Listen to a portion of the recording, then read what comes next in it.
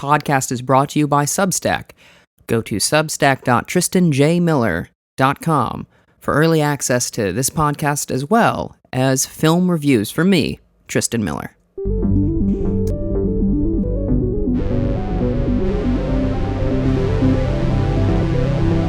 And now, our feature presentation. Hello, everybody. Welcome to Focus Testing, a podcast about movies where we make a movie. My name is Tristan Miller, and joining me today is the wonderful Meredith Dietz. Fucked up your last name. How are you? I appreciate it. First of all, pleasure to be here. Second of all, with my last name Dietz, D-I-E-T-Z, the best way people mix it up is they leave out the T and clock me as somehow Hispanic. And there's nothing worse than being brought on as Meredith Diaz, and then all of a sudden this meek Irish broad is who you're talking to. So Sure. Gotta manage expectations. Yeah, as someone who has dealt with and does feel akin to meek Irish broads, that fully resonates with me. That energy is radiating off of you right now. And we're not even in the same room, but I can feel it. It's palpable. Thick. Ooh, she thick. Meekness is thick. I'm just trying to inherit the earth. That's all I'm trying to do. Quote. Exactly. Being meek is actually extremely tactical for acquiring land. Yes, absolutely. So as mentioned before, this is a podcast about movies. I like to ask my guest the same question, and that is, what was the first movie you remember seeing in the cinema? In the cinema. Okay. Yeah, in the cinema. That's a great question. Two answers come to mind. Okay. One is that I do think I remember vaguely being too young to go to the theaters and like having a fit and like having a babysitter that I loved having to like drag me out. I believe that film was an Eddie Murphy Dr. Dolittle. Yeah, that would make sense. Right. And then but the one I remember seeing like with a friend was Finding Nemo. I remember seeing that one in theaters. I don't know if it was the first, but that is coming to my brain. I was very cognizant that I was going to see Finding Nemo. Mm-hmm. And was it a good experience? Yeah, I mean, I would die for Ellen DeGeneres, so you know. even with the honestly, in light of everything. Honestly, I don't even like her as Dory. I just love her off-screen work. I just think she's being mean. Yeah. You love to see it. I do, and from a young age, I said she's my ride or die. No, I think I don't remember.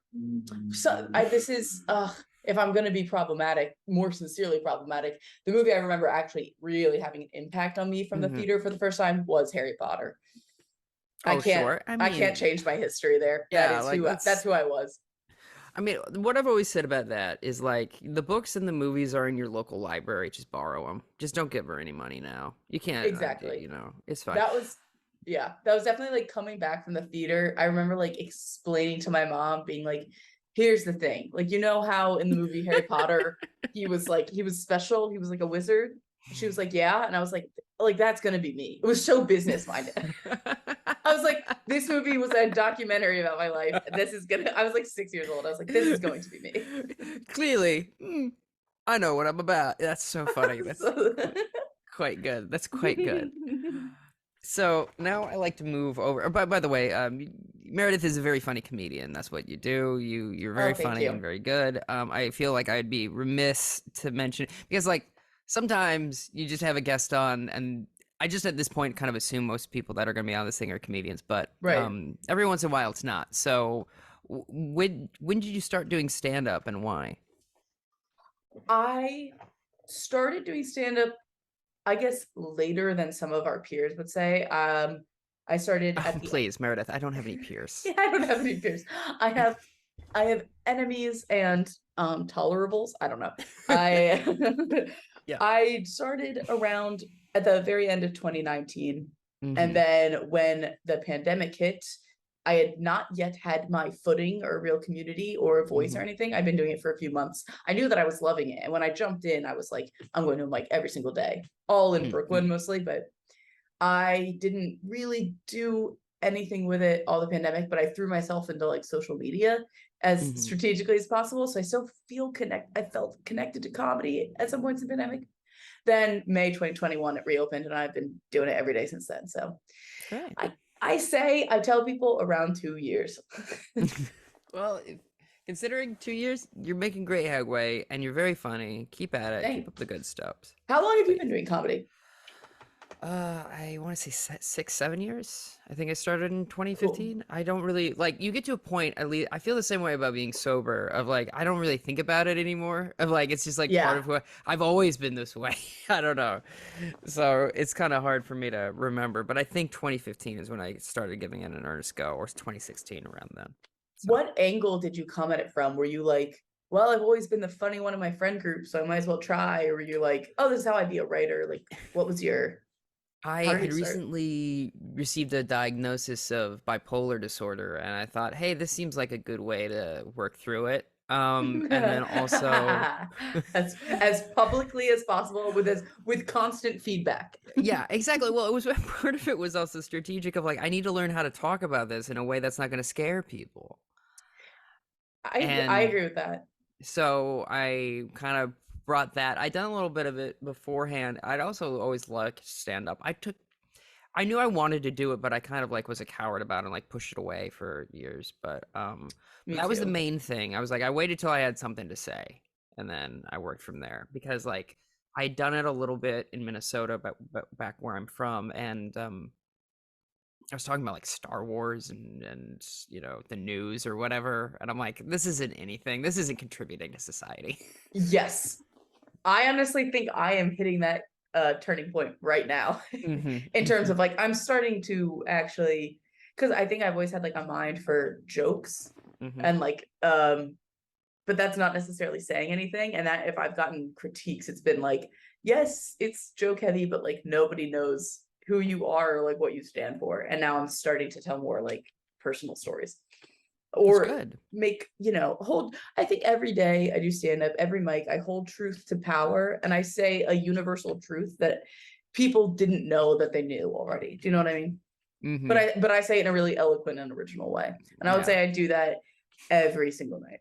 Every single time. And that truth is, I'm very funny. and that truth is that dating is weird. Yeah, dating is weird, and it's hard in New York specifically. Dating. You ever find love on the G train? No. So I have some trivia questions here for you. Awesome. And again, I kind of like to see my guests' reaction to some of these. And the first one is always, what is movie? What is movie? Movie, I believe, is a sloppy portmanteau of like moving image. Okay. Something like that. Oh, you know me, I love a sloppy portmanteau. Movie. Awful. I regret it. I got to and I was like, don't do it. And then I did it. With audio mediums, I do have a pet peeve for people like slurping sounds and all that kind of stuff when I listen to podcasts. But doing it, being on the other end of making disgusting mouth sounds, I'm fine with. Yeah. What is movie? Yeah, what is movie? I mean, you've given an answer already. You can stand by that. Yeah. I will stand by a surface level answer. Okay, no worries. What is... Do you not give me... You don't give me the answer? No. These are quote-unquote trivia questions. This is an interview. I really was expecting a letter grade. Yeah, it comes from movie, like the talkies, like movies. The movies, yes. Yeah. But what is the best snack at a cinema? Best snack, I feel like obvious answer is popcorn with whatever movie theater butter is. My sitcom brain wants to say like Junior Mints because I go Seinfeld mode. I usually like something sweet. I like to get M&Ms or Sour Patch Kids, watermelon Sour Patch Kids. Yeah. I have friends that every time they go get like the Coke flavored slushie, that is not for me.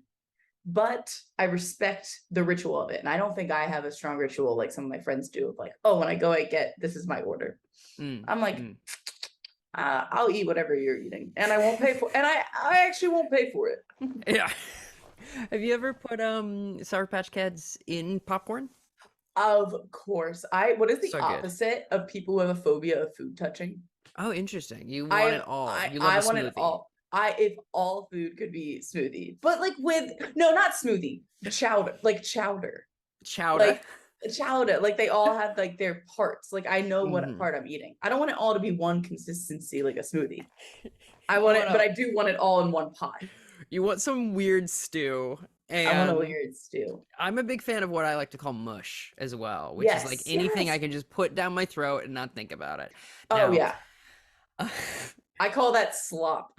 Slop also, yes, like a pig, like a little oink oink. What's a film that you'd like people to remember, but they don't? Like an unsung film that you enjoy. I remember one of my first like kind of like identity formation movies, like right when I was in high school and trying to find movies that other people weren't watching, was I think it's called Welcome to Me. Do you know what I'm talking about? I'm gonna look it up. I believe it's Kristen Wiig, and I couldn't tell you what, James Marsden, maybe. It was like I can't finish the sentence. It's about a woman who has borderline personality disorder that uses a newfound wealth to star right, and it was in her own syndicated talk show starring James Marsden and Kristen Wiig. You were 100% correct. Okay, so I am not at all a movie buff in general, but in terms, and I don't know if I would stand by this movie, but when I was a teen and angsty and wanted to, I would cling to anything that would make my opinions unique. I really was like, this is gonna be no one knows this movie. This is gonna be my favorite movie. Sure. It was also very offbeat and one of the first like irreverent movies that didn't have like laugh out loud lines. But I was like, this is like something about this is a little bit funky and definitely my sensibility. I don't know what it would be similar to now, like in terms of like.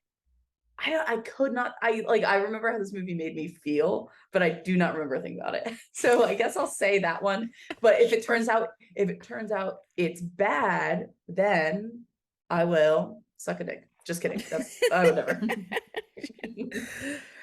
So next question is a little personal. Which actor do you want to spit in your mouth? An excellent segue to the ultimatum I just had. Yeah. What actor do I want to spit in my mouth? Yeah. Actor is gender neutral.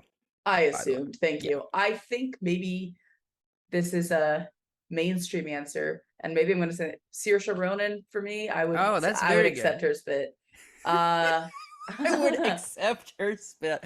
Two meek Irish broads. I want to be mama birded by Lady Bird. That is what I'm gonna say. There it is. That's excellent. Oh my gosh. So wrong. That is crass. You're right, actually. That was too personal. What have I learned off? That was very good. A+. Mama Bird by Lady Bird. Great tag. A+. Thank you. Now, this one's also very, very tricky. This next trivia question. And that's, what's my favorite movie? So you can see if I'm a friend of the pod or not. Or you have any good sense of like I want to know what you think my favorite movie is. Well, I don't know. You don't really know my sensibility too much. It's okay. One of my gut instincts was to say Fargo. Is that just because I'm from Minnesota? Yes, it is. Racist. Actually, I am. Again, I am. Yeah. I'm trying to think. I'm from Pennsylvania. I don't know what you could say about Rocky. You could say Rocky for me. Sure. Can I tell you? My first was Witness. Is that just all Pennsylvania Amish people? Exactly. And that is who I am not Philly. I am Amish. Just a second record straight. I think, am I in for like in terms of tone, is Fargo close at all? Or like in terms of like classics? It's Or no. can you give me a genre? I don't. You're not gonna get this answer correct. Okay, the point isn't getting the answer correct. I can just tell you what my favorite movie is if you Tell me want. your favorite movie, please. My favorite film is Woman Under the Influence by John Cassavetes. It's about a woman That's going that's through... actually what I was about to say. Oh yeah, I know. Of course. Yeah. I mean, it's obvious it was on the tip of your tongue. You can watch the whole thing on YouTube for free. Criterion does not seem to care, which is great. No kidding. Yeah. Oh, so, why is this your favorite movie? It's about a woman who has a mental breakdown, and it's really good, and it's one of the few films about mental health that deals also with a class issue as well, because it's like Peter Falk plays this guy who's like a construction worker and has to take care of his kids while his wife's in the hospital, and it's like almost a comedy, but it's also very moving. It's a really good film. It's a really beautiful film. It's very challenging though. It's very challenging. I will say the next question, which is the final one, which is, why is Austin Powers so sexy to you personally? Thank you for making it personal. I think, it's me and Terry Gross really going for the personal questions. I think Austin Powers is so sexy. God, I feel like I'm about to be crowned Miss America, and I just gotta land this. I just gotta land this plane. Oh my God. To whom it may concern. I think that Austin Powers is like a mirror that reflects your deepest desires, and staring at him, at that character, is basically like staring into, is like narcissist staring into a pool. You know what I'm saying? And you see everything you want being thrust right back at you, and you can just he will assume the shape of whatever love is to you. He is like a love liquid occupying the container that it's in, or a gas, a love gas. He's a love gas, baby. Now, oh yeah. I have a follow-up question, which is, what do you see when you look at Austin Powers? What form? Oh, it's a scrappy little ginger. No, I would say. You know what else see is? Yourself. You're like, this is what love is. I have been thinking a lot about like, what makes people attractive. Austin Powers is peak confidence of like, you may not know you were going to be attracted to that, but you can't deny. If someone walks into a room and holds their own and is undeniably themselves, that's sexy. That no is matter true. Who they are. Another follow-up question: who's hotter, Shrek or Austin Powers? Because Shrek's thick. Shrek is thick. Shrek is a thick king. He is. Austin Powers is a slim king. He is. He's a demure, slender slight king. Man. Yes. I would a slender king. A slim prince against a prince. How dare you make a slim prince fight a thick king? I think in terms of sexiness, I think Shrek is the go-to joke answer, but I didn't really come to this pod to fuck around, and obviously Austin Powers is more attractive. Okay. And I'm honestly, you tried to put me in a corner and say I'm gonna fuck Shrek, and here's the thing. I'll walk into that corner with my head held high. I'll do it. But I think Austin Powers. All right. Okay. Good. Are you ready for the random word on which we are going to improvise a film premise? Yes, I can't wait. Meadow. Meadow. Meadow. Meadow. What is meadow to you? I'm immediately at peace. Okay. I guess to me, the first genre would be like a kid's film, like like a Bambi style thing, right? What about you? Okay. I was thinking like a cartoon, what is kind of sometimes known as an eco-adventure, like a Fern Gully or a Nausicaa Valley of the Wind. Yes. Sort of thing. Yeah. Oh my God. Could we just do recap Fern Gully shot by shot? Yeah, sure. I would love to remember. Oh, that's where I'm going to be after this. Is that on YouTube? Something's been awoken in me. Oh my God. Yeah. You get a construction worker. He gets shrunk down to itty bitty size. There's a bunch of fairies. Robin Williams is a bat that raps. And Tim What? Curry is the evil smoke monster. That's too sexual. Tone Loc sings the song too. It's a nuts film. Excuse me? Yeah, all of that happens within the course of 90 minutes. For children. For children, yes. Oh my God. So that's Fern Gully, but our movie Meadow. Our movie Meadow. Rachel Meadow. Well, let me tell you this. This is going to be liberal. This is going to be a liberal film. Of course. It's an eco-adventure. It's got to be full of smarmy, weak-wristed slaps on other people's wrists. All the wrists are weak. If we're going eco-adventure, I think we need Brother Bear style, a person to turn to an animal at one point. Okay, what's the most fucked up animal we can have this guy turned into? So, a blue-tongued skink, because they lose their tails every year. What did you just call me? A blue tongue? Excuse me? A blue-tongued skink. Yeah, they can lose their tails. They grow back. A skink is it's a little lizard. It's a lizard thing. Can I do a sidebar? A real quick. Yeah. Do you know the show, the Petting Zoo comedy show? No. Petting Zoo comedy show. It's a show that started in Brooklyn. It was recently profiled by the New Yorker. Michael Candel and Charlie Selznick. I'm not even that close with them. I'm just plugging this because I'm remembering this memory of the concept of the show is they have comedians hold live animals on stage when they do their sets. It's crazy. And one of the animals one show was a skink. And I remember the comic, whoever it was holding it, they were like, "What is this? This is a skink?" And he looks at the animal and he's like, "This is what they don't want at Pride." and then he just kept going. No one laughed at the Pride comment. I just sucks. It blew. I think it was truly one of those things where someone's saying it and is doesn't have, they just want to move on to more secure laughs. But I was sure. I was like, I wish he had sat in that. Oh my God. Absolutely. Anyways, that's why I remember the skink. Okay, so we have. Oh, see, now they don't really live in meadows, but yeah, I would say I'm also not a reptile gal. I really think. Okay, it's got to be something cuter. I think it's got to be something cuter. Okay. Something in the meadow. A meadow. See, bears go into meadows. If we're thinking forest animals, family chipmunks.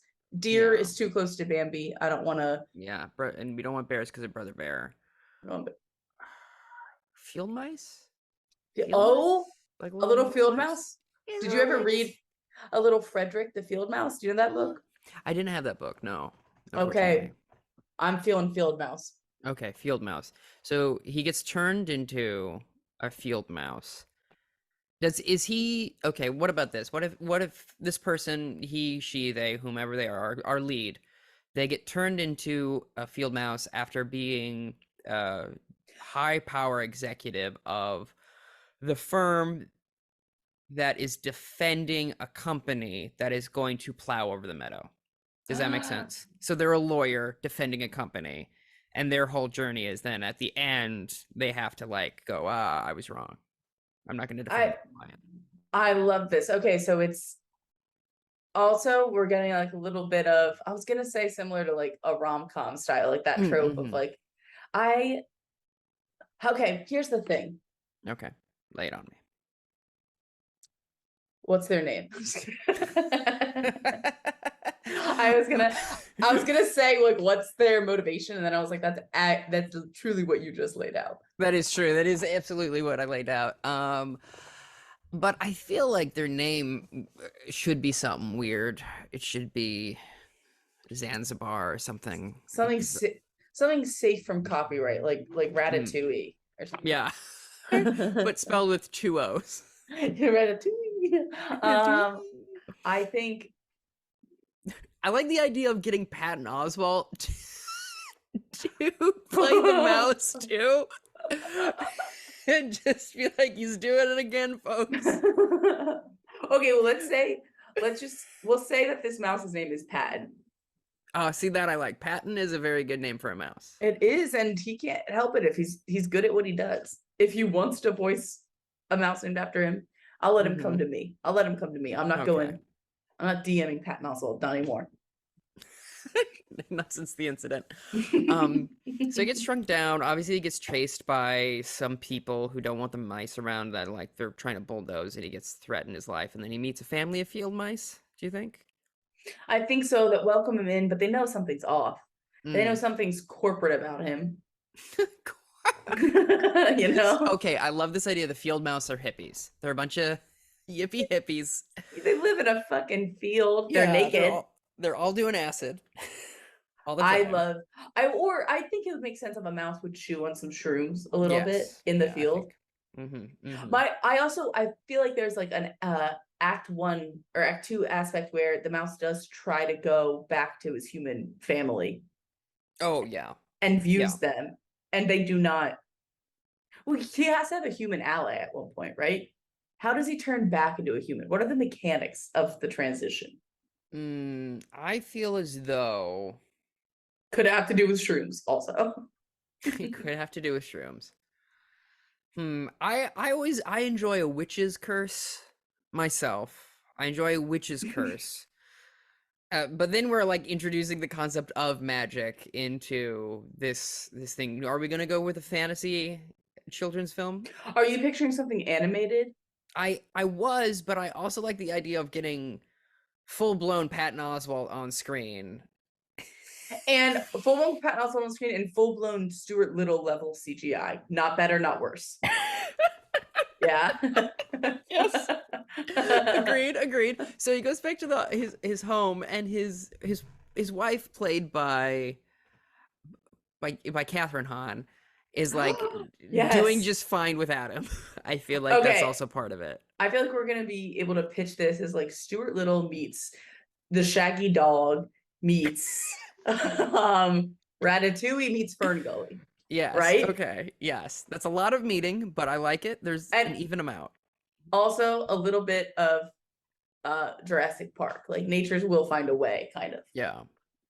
We can even do a direct send up with the glass and the chasing when he's getting chased by, it goes boom, and then the water moves. Oh, this is gonna be in the MCU. Also. Okay, I like that idea. So here's the thing: the way he gets saved at the end is Ant-Man, who's tiny, sees him. Yes, Ant-Man is in this. And then he saves him, brings him Oh my back to his weird lab, and they manage to unshrink him somehow. But Ant-Man is a part of this. Yeah. Okay. Ant-Man is a part of this. They manage to unshrink him, but only to half the size. So it's little Patton Oswalt. And little Patton Oswalt is like, "Hey, you gotta not tear down the thing. You gotta not tear it down, or whatever." And we still have the same ending, but it's the corporation that he was defending. It was obviously it's got to be a Stark Industries, right? We don't know that till the end. We don't know that to the end, and there's a cameo. Oh, I love this, and the message is kind of like, no matter how small you are, you can make a difference, as long as in your early 20s you paid your dues and did go corporate. Yeah, that's true. And then also the sub message, another thematic element is, no matter how much you like a billionaire, they're still bad.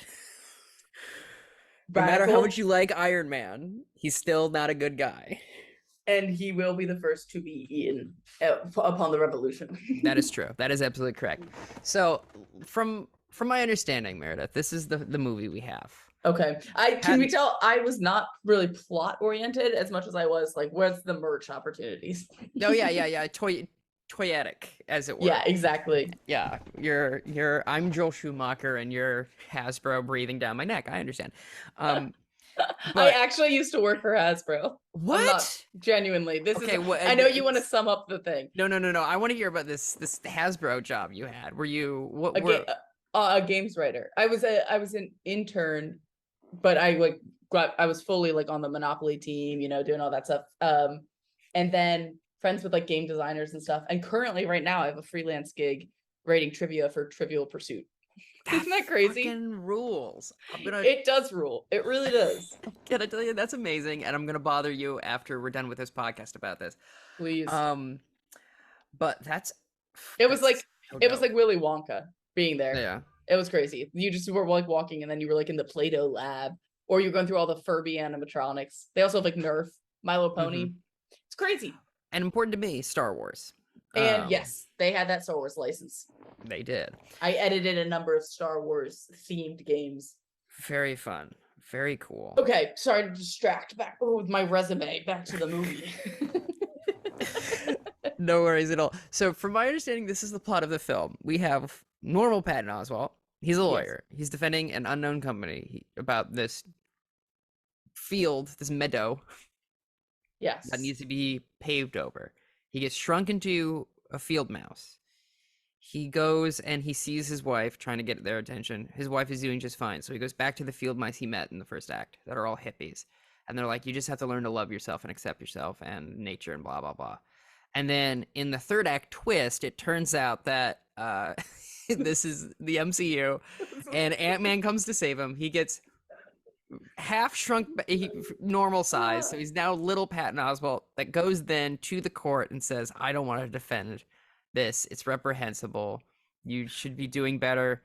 Tony Stark of Stark Industries is an Avengers for God's sake. He's trying to save the world, not destroy it. We should all know better and be better. And then his wife goes, you know what? I never liked wearing heels anyway. And they walk happily off into the sunset. Into the sunset. And I do thank you for summing that up. Like all of the tangents, I feel like we spewed. I feel like you were keeping a through line very impressively. I would say, I hope in the third act twist, there's like, before it's revealed it's MCU, there's like a noticeable drop in like the quality of dialogue. Like all of a sudden it gets like really, really AI lazy. It gets really quippy. All of a sudden the stakes are undermined for some reason. All of a sudden there's like, when were there so many characters? And my God. That's very funny. Yeah. And also the third act is 3.5 hours. The third act is 3.5 hours and it's just Infinity War that's happening in the background. The whole time. Infinity War is an eco movie. I suppose it is, in a way, yeah. I will say the only complication is that Patton Oswalt is in Agents of S.H.I.E.L.D. And so we have to, like, justify... I mean, I'll let the nerds figure that out, of, like, he changed job, you know, whatever. Yeah. Okay, but that's fair. Oh, my God. Or, worst comes to worst, we recast him with someone who's, like, never done MCU, like Robert Downey Jr. or something. Yeah. Okay. Yeah, I think his last thing he did was Chaplin. I think that was the last thing he did. Then he took that weird break for some reason. That's it, and that's all I know. Yeah, that's all I know. Last thing I saw him do was almost win an Academy Award for playing Charlie Chaplin, and then he just disappeared. You know what's crazy? That was almost his career. That was so close to being his career. You're gonna beat me on the trivia portion of that here, but maybe we get a time machine. Maybe we have to go back. Maybe, and that's how this movie ends. It ends with Catherine Hahn saying we have to go back, and then the movie starts over. Okay, I like that idea a lot. I like this idea of not only ruining our lives, of like this idea of like when he's a mouse, time works differently. Yes, obviously it does. They're so small. They're so small. Obviously it would be. So like what feels like a couple of days to him, like a decade. That's why children are the way they are, because they're smaller than us and time works differently down there. Can I tell you? Yes, it's all about how tall you are. That's why this is why my tall friends are always yelling at me for being late. Oh, I'm like, we're in different zones, brother. We're in different time zones. It goes east to west, up and down. And for me, it's a flat circle. Yeah, for sure. Okay, I like that idea though. Of like, then he goes, and so we get him like going back to his wife again, and his wife's old, and he's like, "Ugh, you're old now." Grows an old woman. And then Evangeline Lilly shows up and she's like, I'm in the MCU too. Ooh, look at me go. And then they walk off into the sunset. Look at me. I like it. I think it who should we get to direct it, do you think? Ooh, do you have favorite directors? I do have a lot of favorite directors. Do you? Yeah, I mean, to me, this seems like a classic David Fincher. Choice. Nice. It's the way we get him in is by the only way So here's the thing. There's the unfortunate thing about David Fincher. The only way he's going to do an MCU movie is if, shit. unfortunately, we let Kevin Spacey back on screen. Okay. Oh, no. Didn't Kevin Spacey do a type of like Shaggy Dog, but like he was a cat? Yeah, he 9 Lives. He played a cat. Okay, you're a Kevin Spacey stan? No, Jesus not Christ. at all. I thought Jesus, on record, Tristan Miller he did nothing wrong, clearly. Obviously, it's all fabricated, and those people that went missing, they just went missing. And I think he is really good at like front-facing character videos. Yeah. I think it's called 9 Lives. Yes, it is. It's called 9 Lives, starring Kevin Spacey in 2016. So this was right before we all found out what a nasty little pervert of a man he was. But the reason I remember this is I thought it was terrible that he was doing this kind of movie. And now I think I'm happy that that was like his last movie. Let that be his legacy. Jesus. Mm-hmm. Does it say what month of 2016? Yeah, well, I'll look it up right now. Yeah. I'm just You're just wondering if this was happened in Trump's America. I believe it did. Movie. I'm gonna go to the Wikipedia. See how much. That's a joke from Community. Can't take credit for it. Release dates. There's 3. Okay. So the 31st of July in Los Angeles. Okay. The 3rd of August in France, for some reason that's noted. And then the 9th of September in China, which is important because I assume it made more money in China than it did in the States. So yeah, that would have been right before Trump's America. So this is sort of a thanks Obama situation. This is isn't Joe Biden the ultimate thanks Obama? When you think about it, that's such a good line. You should say that on stage.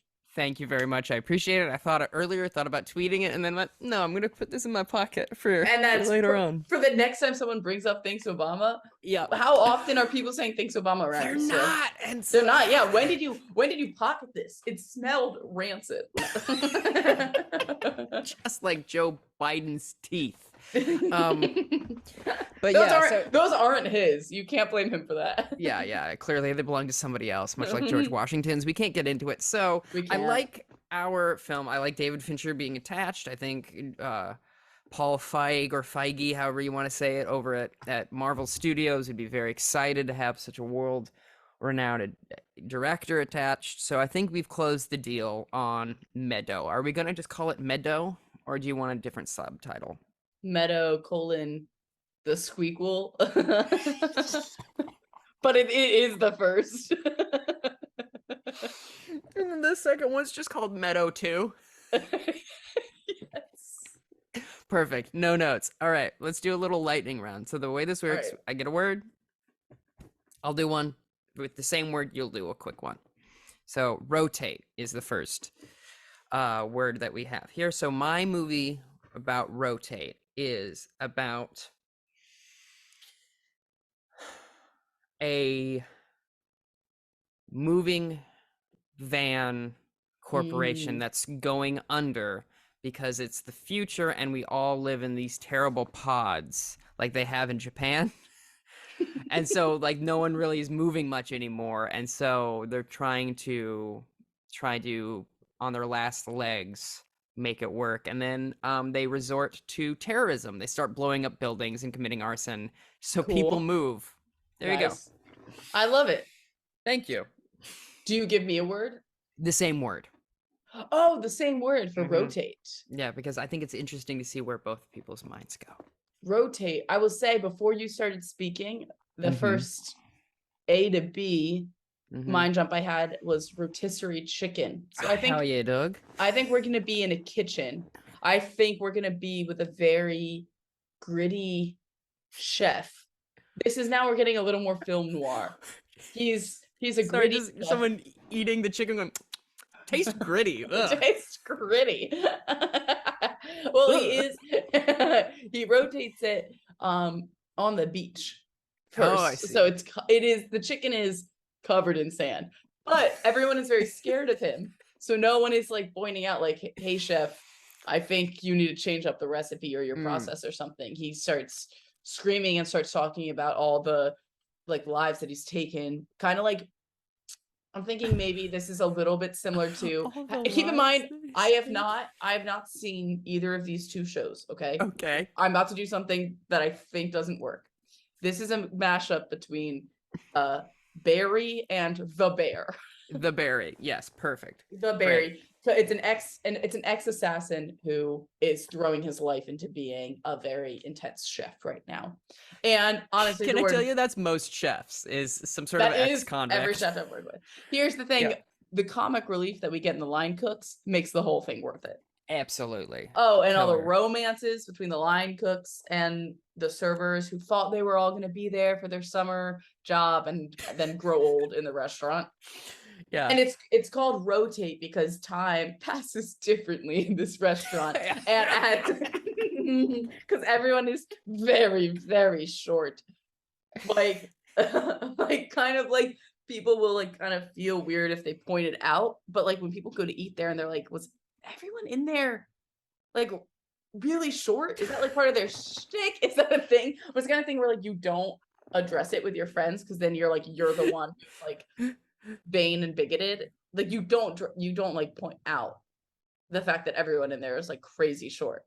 But that is part of it. It's called rotate because you think you think this is a part-time job. Everyone enters a restaurant thinking like this is a transitionary period. It's a fast turnover, but some people are there to stay through every calendar rotation and they become what the restaurant is. And yes, go.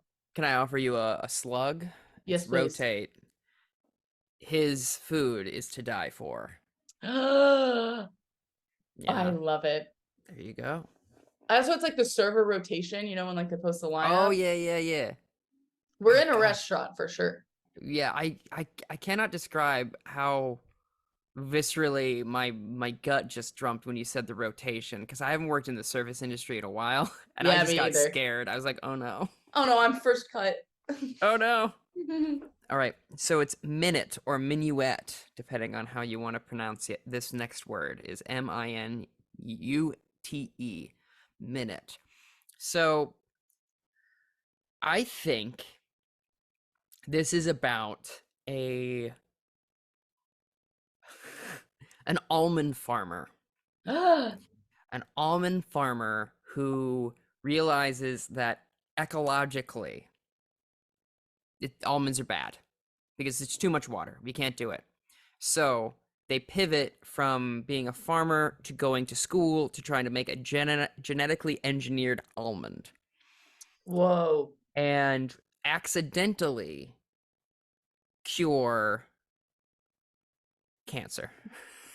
Something they did not want to do. They didn't want to do, but they didn't not want to do. It just kind of happens like kind of how they go. No, they're upset, Tristan. They're upset. Okay, yeah. Yes, and they hate it. And yes, and they hate it. And then so what they do is they try to destroy all the almonds they've just made, but of course it gets out quick and then pharmaceutical companies. It really is about how pharmaceutical companies have us at their mercy and it's bad and whatever. But then eventually what happens is this. Okay, since cancer's cured, all of a sudden, cigarettes are back in style. Fuck yes. Yeah, everyone's smoking a ton. But that they don't think about, it's also causes heart disease. So people start dying of heart attacks. But you know what's good for your heart? Almonds. So what are you going to do? You're going to make more almonds. And then the whole thing, I'm turning into a billboard, the whole thing starts again. The whole thing starts again. The squeakquel. The squeakquel. What about you? What's your minute? Wow. I feel like you like a lot of social commentary. I do go out for. You go big. I try to. Here's the thing. A saying that I made up once was "Go big or go home, buddy." Oh, I've never heard that before. Wow, I'm gonna use that. Don't. That's that's yours. Okay. No. Wait. Okay. If I hear you say that, I'll have a classic bitch fit. I think for me, minute is about a group of strangers in where else but New York City. Of course. Which the only city in the world. The only city, and kind of maybe if this isn't reaching one of the characters. New York City is a character itself. And this is like a Rashomon. Yes. So, whenever anyone used to talk about what character they were from Sex and the City, they'd be like, I'm Samantha, I'm a whatever. I'd be like, Well, I'm New York. I'm New York. I'm the city. I'm the city. I like. I'm a New York. I'm in New York. By which I mean I am hot and crazy. You got hot and crazy, smell like wee wee, and also pizza. And also trash. Mhm. That's a good answer to that question. As someone who Thank hasn't seen the show, I'm gonna start saying that. Same. Well, except for now, as someone who hasn't seen the show, I say Che Diaz, but I don't really know what I'm saying. Perfect. I just know that they do comedy concerts, and that feels like me. Mhm. I like. So it's all about how 1 minute that changed all of their lives. Maybe they're on a bus, speed style, but we see it from a bunch of different perspectives each time, what this big incident was and why all of their lives were suddenly changed completely different. See, I'm big picture. I can't think of the details of who these people are and why they all are That's going this fine. different We're doing an elevator pitch. but it is kind of marketed similar to a Valentine's Day, where it's a bunch of different celebrities who you get to see interact in different ways, and you follow them separate paths, and you find out weird connections like, oh, this was that one's brother the whole time. Oh, these were the couple. I love Love Actually. Yes, Love Actually style. Valentine's Day is a lesser known one, isn't it? It is, but it was very much, oh, they saw Love Actually work. Can we quick pump out a few of those? The Holiday is also very similar. Yes, it's one of those, but this is not a Valentine's Day. This is not Christmas. This is not St. Patrick's Day. Yes, do you have a holiday pitch? Yeah, it's Yom Kippur. Yes, this is Yom Kippur. A bunch of Jewish people meeting together. They're all on the way to temple. And guess what? I am the one making this movie, and I am not Jewish, and people find that out. Yeah, real quick. And People they have some opinions. But by being mad at me on Twitter, they actually market my movie beautifully. Oh, crazy how that works. It's almost like no press is bad press. Is that how it's said? All press is good press. Yeah. And that is me dabbling in. No, I was going to say anti-Semitism, but that's not what I mean. Yeah, that's not good. I'm going to just take that chunk and then send that out and be like, that's all you need to know about Meredith is they're dabbling. May I make a suggestion about the title? Can you call it A New York Minute? That was my intention, and amazing. It will, and also, of course, it's a New York Minute. Yom Kippur with New York Minute. That makes sense. All of these people would be Jewish. Yeah. Yeah. Famously, a lot of Jewish people in New York. And if they don't start off Jewish at the top of the film, they will be by the end. I kind of like that idea of like almost a road to Damascus, only for Judaism. I like that. Yes, exactly. All right. Next word is gain. Gain. So my Gain movie is about a sound technician at a rock concert venue who is desperately trying to find some love in their lives, and it's a rom-com, and they meet someone, and this is the thing, the person that they meet, that they fall in love with, they're deaf. And it's about them learning to respect and love each other's different ways of living. I love that. And it's what kind of movie would you compare it to tone-wise? Tone-wise, I would say, I think there's this film called It's Kind of a Funny Story, which stars Zach Galifianakis and all those people in the mental institution, where it's like sweet and also serious and also sad, but mostly like not too saccharine though. You know, we're not full Patch Adams. You know what I'm saying? Yes. No, that was fully whatever is the word for that style of movie was big for my coming of age. Oh, for sure. 100%. That is. I guess for me, I'll do mine's not really. Mine's sort of a coming of age. Gain for me is about a woman who gets broken up with right when she thought she was going to get proposed to. Sort of like the start of Legally Blonde. But instead of wanting to go to Harvard Law School, she realizes she can turn her life around if she can win the big bodybuilding competition that her ex was going to do. And along the way, not only does she gain muscle and friends at the gym and women's empowerment, she also gains the confidence to realize she didn't need this bozo in the first place. It's also co-ed. The bodybuilding competition is fully co-ed. I don't know if they are in the real world, but she does beat him. And physically? Like punches him? Yes. Oh yeah. Also, there's a little bit of I, Tanya in this. She does murk him. Yeah. But it's I can't own it. I'm sorry, that got me. That really got me. When you said she doesn't murk him is very good. I was like, it is when I'm pitching this to execs, I do like say that under my breath, and I'm like, and it's like it's really bloody. Anyways,